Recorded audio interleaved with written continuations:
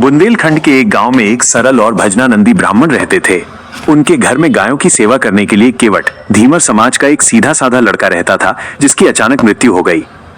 एक रात पंडित जी अपने कमरे में भजन कर रहे थे कि अचानक वही मृत लड़का उनके सामने खड़ा दिखाई दिया। पंडित जी हैरान रह गए क्योंकि दरवाजा भीतर से बंद था।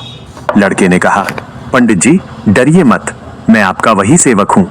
अब मेरी नियुक्ति यमदूत के रूप में हो गई है। मैं आज इसी गांव के एक सेठ जी को लेने आया हूँ जिनका समय पूरा हो गया है। पंडित जी चकित थे क्योंकि वो सेठ अभी कुछ देर पहले ही अपने पोते की शादी का मुहूर्त निकलवा कर गया था। यमदूत ने कहा, मुहूर्त तो जाने का आ गया है, बस उनके पेट में अचानक दर्द होगा और प्राण निकल जाएंगे। थोड़ी ही देर में मोहल्ले से रोने की आवाज आई और खबर मिली कि सेठ जी का पेट दर्द से देहांत हो गया। इसके बाद वो यमदूत अक्सर पंडित जी से मिलने आने लगा। एक दिन पंडित जी ने उससे यमलोक की यातनाओं से बचने का उपाय पूछा।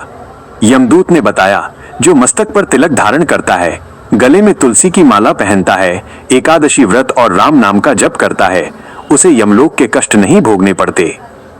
पंडित जी की इच्छा पर यमराज ने उन्हें जीते जी नरक देखने की अनुमति दी। यमदूत उन्हें यमलोक ले गया, जहां उन्होंने भीषण कष्ट और नरक की यंत्रणाएं देखी। पंडित जी ने डरकर पूछा, क्या मुझे भी यहां आना पड़ेगा? यमदूत ने हिसाब देखकर कहा, हाँ, आपके गांव के एक चर्मकार के 2 पैसे आप पर बकाया हैं। उस कर्ज को चुकाने के लिए आपको यहां आना ही होगा। पंडित जी ने तुरंत निर्णय लिया और उसी समय नरक में उस चर्मकार से मिले। चर्मकार ने कहा कि यहाँ मुद्रा नहीं चलती, इसलिए 2 पैसे के बराबर आपकी देह का चमड़ा उतारकर हिसाब बराबर करना होगा।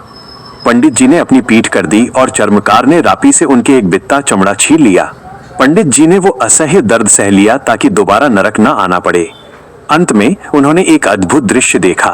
एक पापी व्यक्ति जो भयानक कुंड में सड़ रहा था, अचानक दिव्य रूप धारण कर विमान में बैठकर स्वर्ग की ओर जाने लगा। यमदूत ने बताया कि इसके खानदान की एक पुत्रवधू ने पृथ्वी पर एक हरिभक्त बालक को जन्म दिया है, जिसके पुण्य से इसकी 7 पीढ़ियां तर गई हैं। पंडित जी जब वापस लौटे तो उनकी पीठ पर घाव का निशान मौजूद था। उन्होंने समझ लिया कि कर्मों का सूक्ष्म हिसाब और प्रभु की भक्ति ही मनुष्य की वास्तविक पूंजी है। उन्होंने आजीवन तिलक कंठी धारण की और हरि भक्ति का प्रचार किया।